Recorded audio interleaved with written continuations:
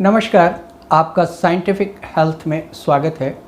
आज की वीडियो होगी diet for chronic kidney patients और एशिया का सबसे बड़ा डायलिसिस हॉस्पिटल जिसमें कैश काउंटर ही नहीं है, क्योंकि यह हॉस्पिटल फ्री में डायलिसिस करता है। यहाँ तक कि पेशेंट की आईडी तक नहीं पूछता, बस पेशेंट अपने मेडिकल पेपर लाए, डायलिसिस कराए और चले जाए। उस हॉस्पिटल का कंप्लीट एड्रेस इस वीडियो में बताया जाएगा। तो शुरू करते हैं। जैसा कि हम जानते हैं कि हर स्थिति में, चाहे हम स्वस्थ हों या अस्वस्थ, दोनों ही स्थिति में भोजन की अहम भूमिका होती है। मगर जब हम अस्वस्थ हों तब तो इसका महत्व बहुत ज़्यादा हो जाता है और देखना यह होता है कि हम क्या खाएं और क्या ना खाएं। तो ऐसा भोजन जो शरीर में बीमारी को बढ़ाए उसे हमें नहीं खाना चाहिए, और जो भोजन शरीर को स्वस्थ रखे मगर बीमारी को ना बढ़ाए, ऐसा भोजन ही हमें करना चाहिए। आज हम क्रॉनिक किडनी पेशेंट की डाइट के बारे में ही बात करेंगे, क्योंकि किडनी की कई प्रकार की बीमारियां होती हैं और उन बीमारियों के हिसाब से ही उनकी डाइट भी अलग अलग होती है। जैसे किडनी में स्टोन का होना, इन्फेक्शन होना, क्रॉनिक किडनी डिजीज़ या फिर ट्रांसप्लांट के बाद की डाइट सभी अलग अलग होती हैं, जिनकी जानकारियां पेशेंट को होनी चाहिए, तभी वह जल्द रिकवर कर पाएगा। डाइट ट्रीटमेंट का ही एक अहम पार्ट है, ऐसा समझकर ही आप अपना भोजन तय करें। आमतौर पर भोजन के मुख्य घटक होते हैं carbohydrate, fats, proteins, vitamins and minerals. तो पहले कार्बोहाइड्रेट को देखते हैं। अगर किडनी की डिजीज़ का कारण डायबिटीज़ है तो सिंपल कार्बोहाइड्रेट जैसे आटा, चावल, मैदा, चीनी आदि सीमित मात्रा में लेने होंगे। और अगर किडनी फेलियर का कारण डायबिटीज़ नहीं है तो कार्बोहाइड्रेट का कोई रिस्ट्रिक्शन नहीं होता। आप रोटी, चावल और सीमित मात्रा में मिठाइयाँ भी ले सकते हैं। और अगर डायबिटीज़ है तो चावल कम लें, आटे में सोया या मिलेट्स मिलाकर लें।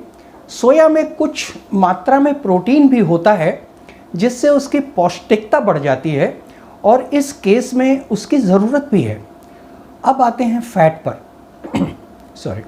तो घी, तेल और मलाई ये सभी फैट के घटक होते हैं, परंतु घी और मलाई हो सके तो इनका सेवन ना करें, वरना बहुत कम मात्रा में ही इसका सेवन करें, क्योंकि यह एनिमल प्रोडक्ट है और इस केस में यह शरीर में एसिड फॉर्म करेगा और किडनी उन्हें बाहर निकालने के लायक नहीं है।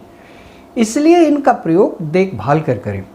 परंतु ऑयल के केस में ऐसा नहीं है, इसकी कोई रिस्ट्रिक्शन नहीं होती इसमें, और इस बीमारी में इसका सेवन जरूर करना चाहिए, क्योंकि फैट कैलोरीज का एक बड़ा सोर्स है और इसका इस्तेमाल करके शरीर को कमज़ोर होने से बचाया जा सकता है। हमारे देश में विभिन्न प्रकार के एडिबल ऑयल्स हैं और बदल बदल कर आप उनका इस्तेमाल कर सकते हैं, जिनमें आते हैं सरसों का तेल, मूंगफली का तेल, नारियल तेल, तिल का तेल इत्यादि। अब इसका इस्तेमाल कैसे करेंगे इसे जान लीजिए। जैसे आप रोटी पर घी लगाते हैं, उसकी जगह आप इन तेलों को लगा सकते हैं तथा दाल और सब्जी में भी इन्हीं तेलों का इस्तेमाल करें, क्योंकि 15 से 20 मिलीलीटर ऑयल प्रतिदिन शरीर को चाहिए, जिससे शरीर की कैलोरीज डिमांड पूरी हो सके और शरीर स्वस्थ होने की तरफ चल सके। अब मसालों को देख लेते हैं। इनमें मिर्च का इस्तेमाल सीमित मात्रा में किया जा सकता है। थोड़ा हल्दी का इस्तेमाल भी ज़रूरी है, परंतु बहुत कम मात्रा में। अदरक का इस्तेमाल बिल्कुल ना करें, क्योंकि इसमें पोटेशियम की मात्रा बहुत अधिक होती है, तो इस केस में रिस्ट्रिक्टेड है। अब आता है नमक। इसे थोड़ा ध्यान से समझिए, क्योंकि इसकी मात्रा का ज़्यादा हो जाना या लोअर लिमिट से कम हो जाना इन दोनों केसों में ही बहुत घातक है। अगर इसकी मात्रा ज़्यादा हो गई तो बॉडी में फ्लूइड रिटेंशन होगा, क्योंकि किडनी फंक्शन पुअर है जिससे किडनी सोडियम और वाटर को बाहर नहीं निकाल पाती इस केस में, और पानी शरीर में जमा होने लगता है, जिससे इन्फ्लामेशन की स्थिति पैदा हो जाती है, यानी सूजन की। और अगर इसकी मात्रा शरीर में ज़रूरत से ज़्यादा कम हो गई तो डेथ तक हो सकती है। ब्रेन का फंक्शन रुक सकता है, हार्ट में भी दिक्कत हो सकती है, यहाँ तक कि किडनी फंक्शन भी सॉल्ट पर डिपेंड होता है, इससे भी थोड़ा सा सॉल्ट चाहिए होता है। इस वजह से आपको नमक का थोड़ी मात्रा में सेवन करना बहुत ज़रूरी है, इसका त्याग नहीं किया जा सकता। अब देखना होगा कि इस केस में हम कौन सा नमक लें और कितनी मात्रा में लें तथा कैसे लें, क्योंकि बहुत किस्म के नमक बाज़ार में उपलब्ध हैं और बहुत सारी वीडियो यूट्यूब पर उपलब्ध हैं जिनमें डिफरेंट टाइप के नमक का सेवन बताया गया है, लेकिन विदाउट एविडेंस। तो पहले हम बाज़ार में उपलब्ध नमक को देख लेते हैं। उनमें पहला है टाटा आयोडाइज्ड नमक, दूसरा रॉक सॉल्ट या सेंधा नमक, और तीसरा लो सोडियम सॉल्ट के नाम से कई नमक आते हैं। अब अगर इनमें हम रॉक सॉल्ट को देखें तो उनमें पोटेशियम की मात्रा बहुत अधिक पाई जाती है, जिससे इसे इस केस में नहीं इस्तेमाल किया जा सकता। सेकंड है लो सोडियम सॉल्ट, उनमें भी पोटेशियम की मात्रा अधिक होती है, भले ही सोडियम की मात्रा कम हो। इस वजह से आप इस स्थिति में टाटा आयोडाइज्ड सॉल्ट ही इस्तेमाल कर सकते हैं, वही बेहतर होगा। तो अब इसकी मात्रा और प्रयोग जान लेते हैं। इसकी मात्रा 3 से 3.5 ग्राम पर डे, यानी 24 घंटे में सिर्फ 3 से 3.5 ग्राम ही लेनी होगी, इससे ज़्यादा ना हो वरना किडनी पर लोड पड़ेगा। और 3 ग्राम से कम बिल्कुल ना हो, इस बात का भी ध्यान रखना होगा। तो इस 3.5 ग्राम नमक को कैसे यूज़ करें कि पेशेंट का टेस्ट भी बना रहे और मात्रा इससे ज़्यादा भी ना हो। तो इसके लिए एक तरीका है कि आप खाना बनाते समय उसमें नमक ना डालें, बिना नमक के खाना बनाएं और फिर पेशेंट का खाना अलग करके आप बाकी के खाने में अपने हिसाब से नमक डाल लीजिए। अब पेशेंट के लिए 3/4 टीस्पून नमक निकाल कर एक कागज़ की पुड़िया में रख लीजिए। यह लगभग 3.5 ग्राम होगा, क्योंकि 1 टीस्पून 5 ग्राम का होता है। इसमें भी ध्यान रखें कि टीस्पून का लेवल ठीक होना चाहिए, ओवर लेवल ना हो वरना क्वांटिटी बढ़ जाएगी। अब इसी नमक को पूरे दिन इस्तेमाल करना है, तो जब खाना खाने के लिए बैठें तभी खाने में नमक मिलाएं, इससे नमक की क्वांटिटी कम लगेगी और टेस्ट अच्छा आएगा। क्योंकि जब हम खाना बनाते समय नमक डालते हैं तो नमक अपनी कुछ प्रॉपर्टीज़ लूज़ करता है, मतलब खारापन कम हो जाता है। और अगर हम खाना बनाने के बाद ऊपर से नमक डालेंगे तो नमक की मात्रा बहुत कम लगेगी, क्योंकि सॉल्ट का टेस्ट प्रिजर्व्ड रहेगा। एक और बात जाननी चाहिए कि कुछ चीज़ों में नमक बहुत ज़्यादा मात्रा में होता है, जैसे अचार, चटनी, पापड़, रायता और सॉसेस इत्यादि में। इसलिए ये सभी चीज़ें पूरी तरह से वर्जित हैं इस केस में। ध्यान रखें कि बाहर के खाने और पैक्ड फूड्स में भी नमक की क्वांटिटी बहुत ज़्यादा होती है, उसे भी इस्तेमाल ना करें। यह सब कुछ था नमक के बारे में। अब आते हैं प्रोटीन पर।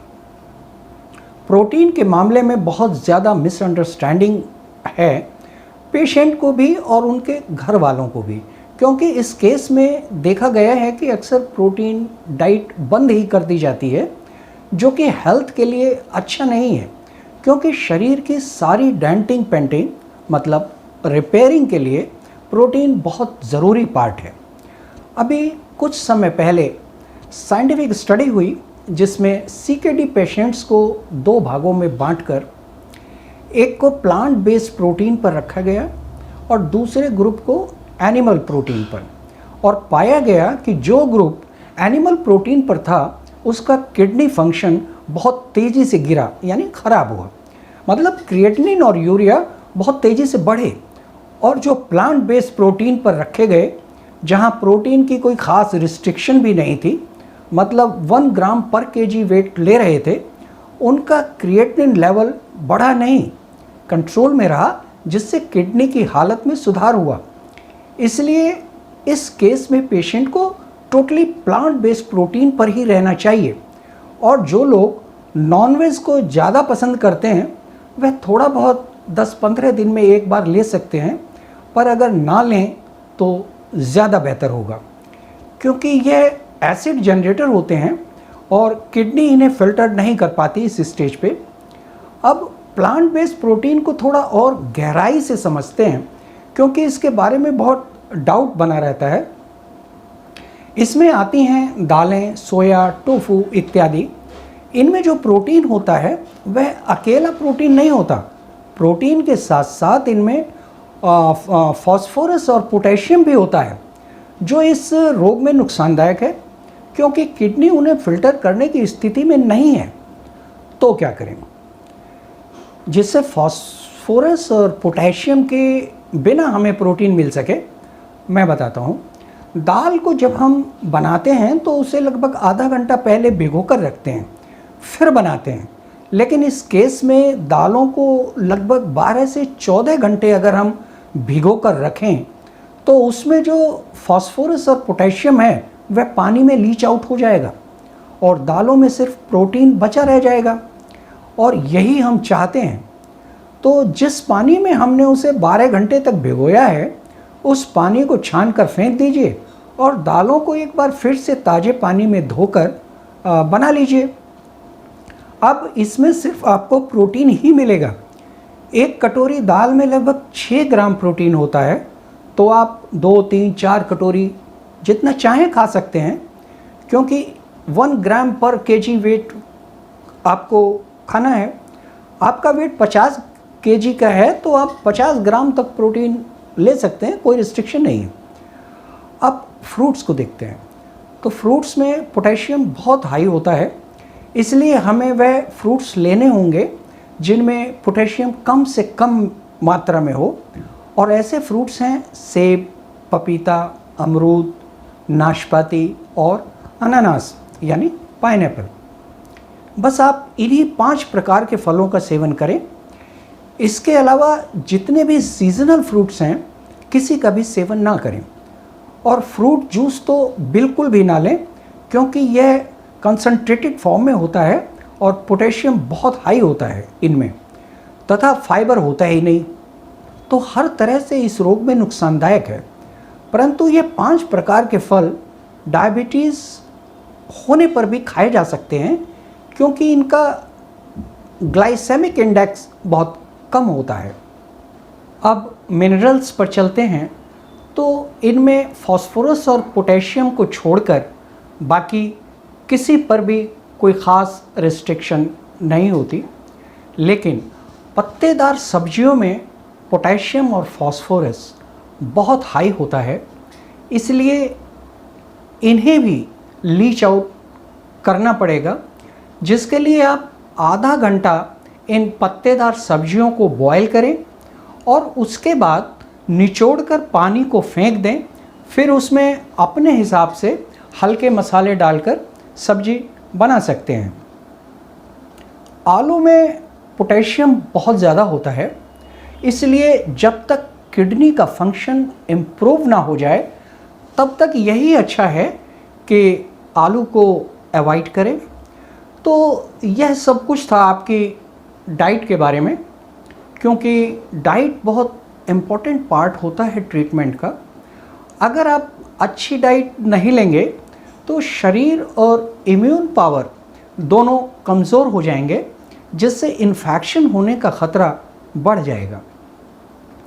वैसे भी कहा जाता है कि अगर भोजन अच्छा हो तो दवा की ज़रूरत ही नहीं, और भोजन गलत हो तो कितनी भी दवा ले लो कभी स्वस्थ नहीं रह सकते।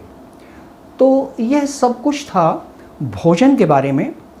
अब जानते हैं ऐसा हॉस्पिटल जो फ्री में डायलिसिस करता है और आपसे पैसा ही नहीं, आईडी तक नहीं मांगता। इस अस्पताल में कैश काउंटर ही नहीं है। इस हॉस्पिटल का नाम है Guru Harkishan hospital, new Delhi.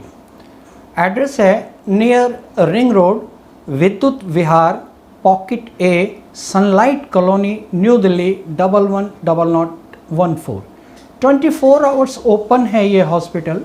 Phone number है 01126346437। तो ये सब कुछ था आज के लिए। मिलते हैं अगली वीडियो में। धन्यवाद।